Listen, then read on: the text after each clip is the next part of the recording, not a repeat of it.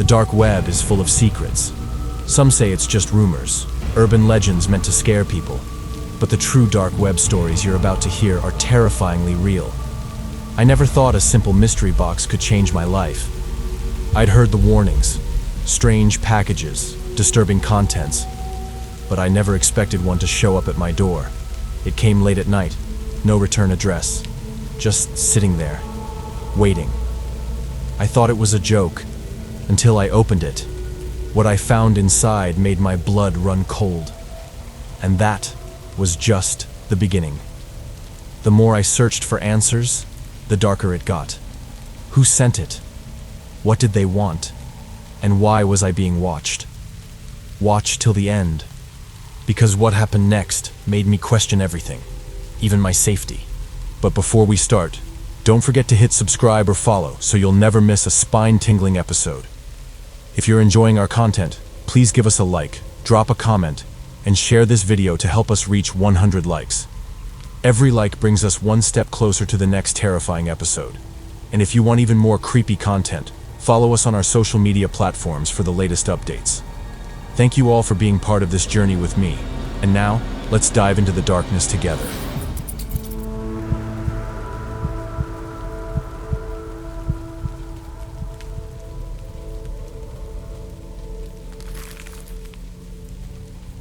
My experiences with the dark web are unsettling and downright disturbing. It's a world filled with hidden secrets, both fascinating and horrifying, that seem to draw you in despite the chilling risks. If you've ever heard about the dark web, you probably have a general sense of the kinds of twisted things one can find there. Most of what you hear is, unfortunately, true, though some stories are exaggerated for effect. But there's something about the lure of the unknown, the endless possibilities that pull you deeper into the abyss, that pushes people like me to keep exploring. I've spent quite a bit of time navigating this virtual underworld, mainly out of curiosity, but also for research. What I'm about to share, however, is the darkest and most terrifying experience I've had there, one I'll never forget. You can buy almost anything on the dark web, and while many of the items are illegal or dangerous, some things are even more sinister. My first purchase was no ordinary transaction. I ordered something that I now regret deeply. There are many things people buy from the dark web: drugs, firearms, stolen identities, and so on. But one particular thing caught my eye: mystery boxes. These aren't your typical online purchases. A mystery box is exactly what it sounds like: a package filled with unknown contents that could be anything. The prices vary, sometimes ranging from a couple $100s to thousands, and you never know what you're going to get. Some people have reported receiving terrifying items such as human remains, blood-stained weapons, or even clothing belonging to missing people. Others might get something harmless like old photos or, more disturbingly, used personal items. The thrill of not knowing what's inside makes it tempting to take the plunge. After months of hearing stories and researching, I decided to buy one. I was excited, curious, and admittedly a bit foolish. I had my doubts, but convinced myself it was just a harmless experiment. My order wasn't for something dangerous like firearms or drugs. I just wanted to see for myself what all the hype was about. Looking back now, I wish I had never made that decision. I made a rookie mistake. In my haste and excitement, I put my real address on the order instead of using a more secure, anonymous method like a Dropbox. Once I hit the confirm button, there was no turning back. I immediately regretted my choice, but I told myself I was just being paranoid. Weeks went by without a word. The confirmation email I'd received seemed like a distant memory. I thought maybe I'd been scammed, or that the package would never arrive. I eventually gave up on it. I stopped checking for updates and moved on with my life. Then, one evening, about a month after I'd placed the order, I was sitting at home on my computer when I heard a loud banging at my front door. Startled, I went to the window to look outside. There was no one there. The porch was empty, and the night air was still. I cautiously opened the door, only to find a plain, unmarked package sitting at the foot of my steps. It seemed to have appeared out of nowhere.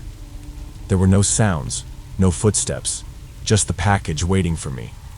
I took it inside, still uneasy about what had just happened. Who dropped it off, and how did they get away so quickly? As I set the box on my kitchen table, I noticed its worn brown paper wrapping. The excitement mixed with a growing sense of dread as I realized that this was it, the package I had almost forgotten about. Slowly, I opened it, my breath growing shallow. I had been waiting for this moment, and now it was finally here. I wanted to see what was inside, even though part of me already regretted it. Inside the box was another smaller box, tied with frayed string. A box within a box, almost like some twisted game. I untied the string, puzzled about what could be inside. As I opened it, I found something I didn't expect, a photo album filled with Polaroids. At first, I thought it was just a random assortment of pictures, close-ups of a tree's bark, a rock, seemingly meaningless objects. I flipped through them, growing more annoyed at the lack of any real content. But then I began to notice something strange. As I turned the pages, the images zoomed out. A picture of a streetlight, followed by a picture of a door. The further I flipped, the more the pictures started to resemble something familiar. I felt a chill crawl up my spine when I saw what was clearly a photo of my front door. Then there was a picture of my house, followed by one of my car parked outside, the license plate clearly visible. I kept flipping, and the images grew more disturbing. A photo of me, taken through my own window while I was at home. The last photo was the most unsettling. It was of the inside of my house, taken within the past few days. I froze. My heart was pounding in my chest. Someone had been watching me. Just as I was about to process this horrifying discovery, I heard a faint sound coming from upstairs, the unmistakable click of a Polaroid camera. My stomach dropped. I turned slowly, scanning the dark hallway. But there was nothing. No one. The house was empty. The silence was deafening. I had to check. My body trembled with fear as I grabbed a kitchen knife and made my way up the stairs. My voice barely a whisper, I called out, but there was no response. At the top of the stairs, I saw it, a Polaroid laying on the floor. My heart stopped. It was a picture of me, sitting at my kitchen table, looking through the very mystery box I had just opened. On the bottom of the photo was a chilling message. The mystery remains. I was paralyzed with fear. Someone had been in my house. Someone was still in my house. I frantically searched every room, my hands shaking as I checked each corner. No one was there, but when I reached my bedroom, I saw that the window was wide open. I looked outside, but there was no one in sight. Terrified, I called my friend for help. He came over, and we searched the house again, but there was no trace of anyone. Feeling too uneasy to stay there, I spent the night at his place. The next day, everything was calm again, but the unease never left me. To this day, I still don't know who was watching me, or how they got in. I still look over my shoulder, feeling the unsettling sensation that I'm being watched. That was one experience I'll never forget, and I'll never order anything off the dark web again. If there's any advice I can give you, it will be, don't do it. Don't do.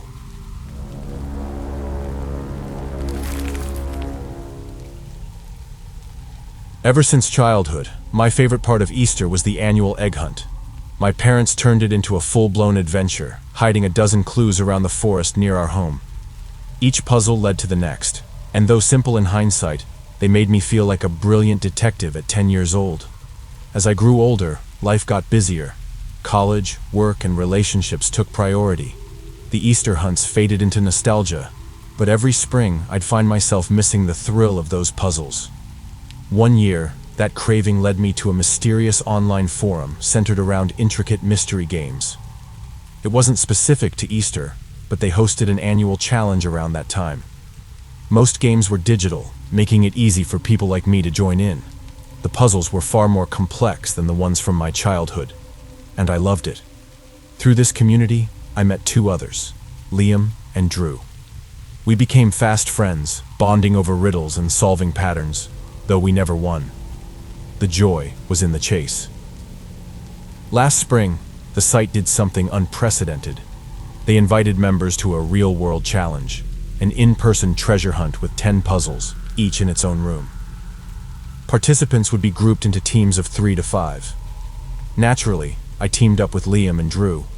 Only 15 people agreed to go. We were picked up in separate vans, destination unknown. When Liam stepped into my vehicle, we embraced, finally meeting in real life. We chatted while waiting for Drew, the final pickup. The roads grew bumpier, the scenery more remote. Eventually, we arrived at a mountainous location, thick with forests. In the clearing stood a massive facility, like a warehouse hastily constructed. It looked expensive, strange for something that came from a shadowy online forum. Inside, a receptionist greeted us. A screen on the wall showed team rankings. 5 had already attempted the challenge. None made it past room 9. Only 10 rooms, the receptionist explained, smiling. You have 5 minutes per room. Fail, and consequences follow. What kind of consequences? I asked. You'll see, she replied cheerfully, then led us into room 1.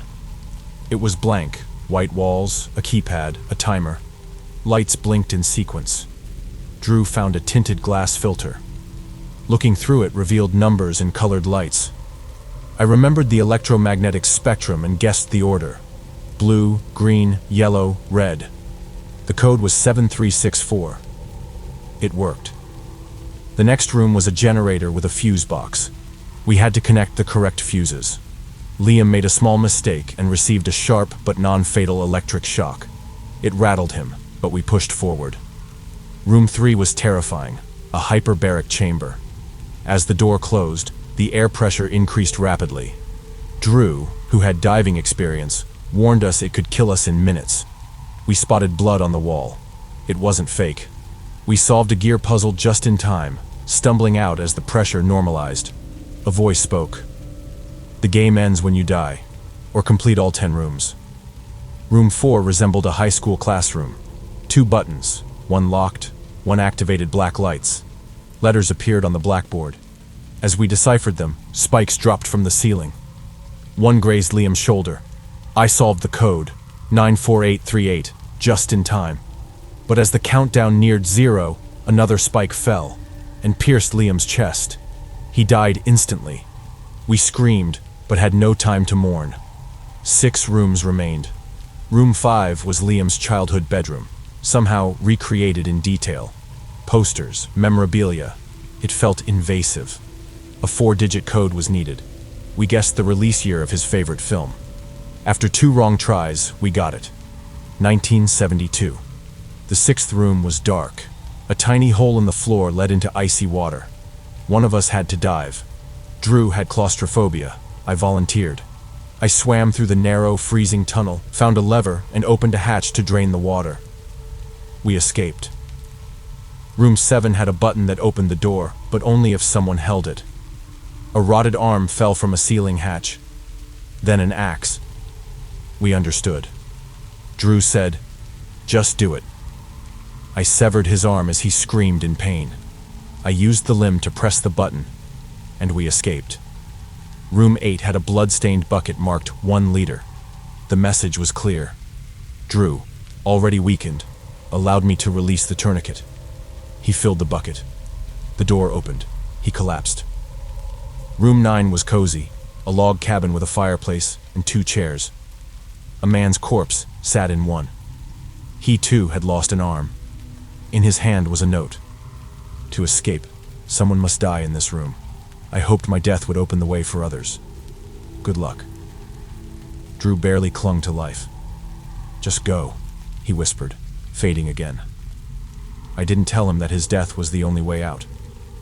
I waited until he passed, then moved to the final room. It looked like the lobby, only empty. A monitor lit up. "Congratulations. A letter awaited me. You've made it. The 10th room is your life. Live it with the weight of the cost." The door opened. I walked into the world, alone. 2 days of walking led me to civilization. Authorities investigated, but by then, the facility was gone, vanished like a dream. Just a warehouse remained. Liam and Drew were dead. I lived, but the price of that life will haunt me forever.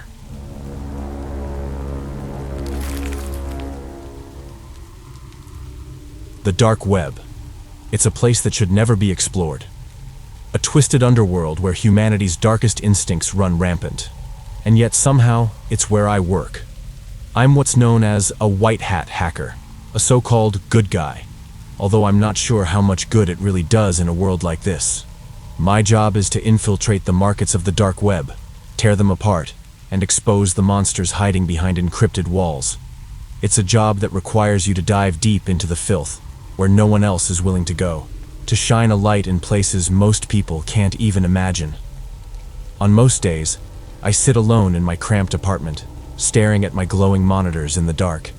My fingers move swiftly over the keyboard, decrypting layers upon layers of secrecy, breaking through walls of code designed to hide the darkest of deeds.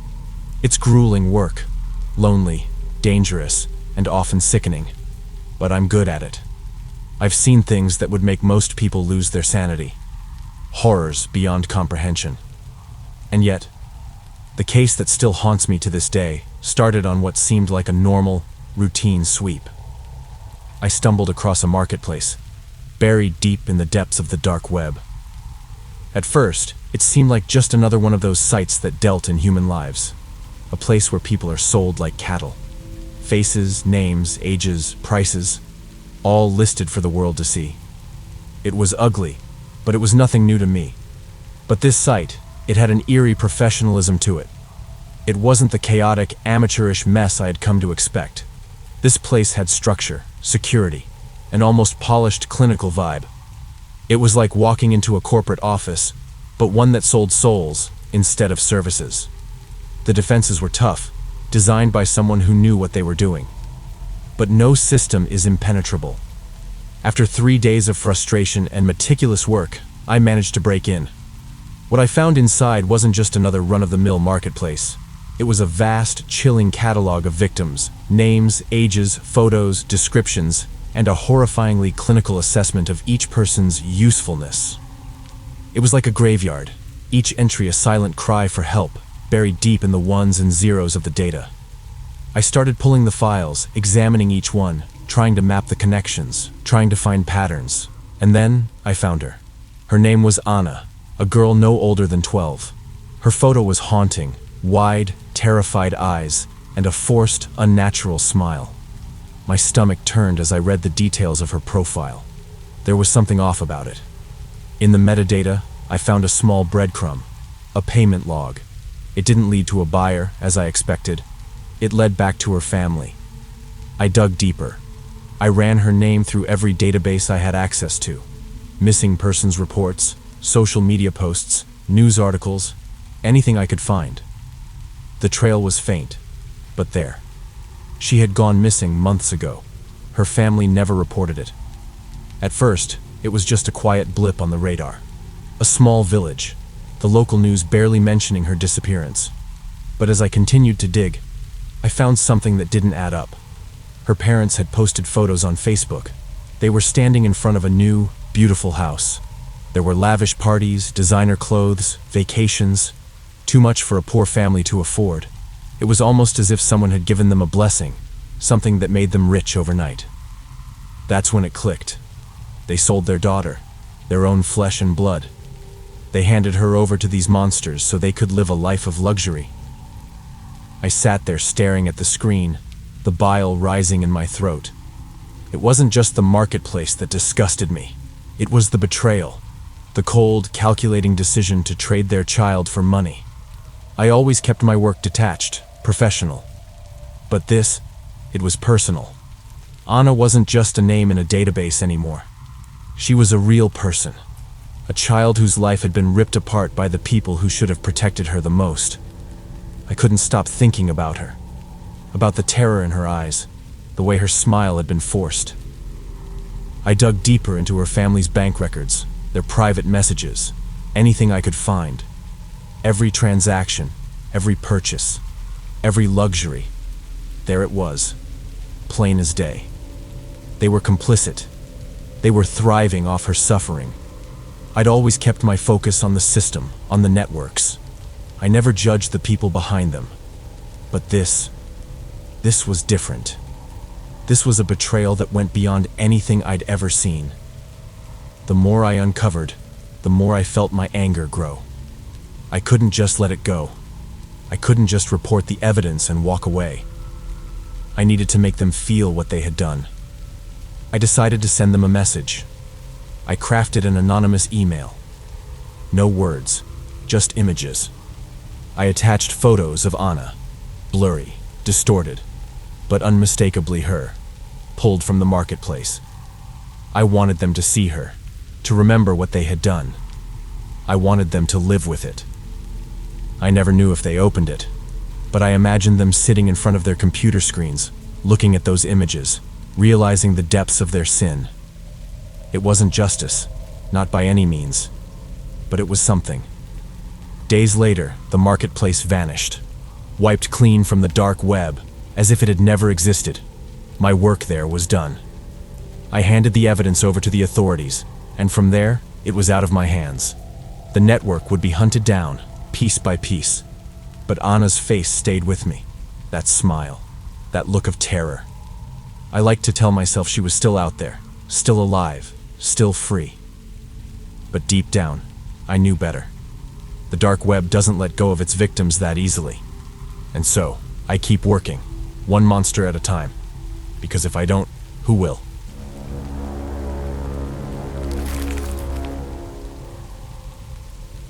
If you've made it to the end of this video, let me know in the comments which story creeped you out the most.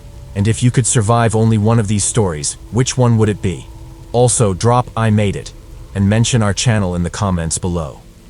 I want to know who my loyal followers are so I can give you a shout out in our next videos.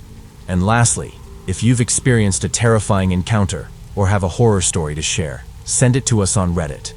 And if you want to support the channel and help us create even more spine-chilling content, check out our Patreon or Ko-Fi. Your support means the world to us. Don't forget to like and share the video, and now, stay tuned for our next horror episode.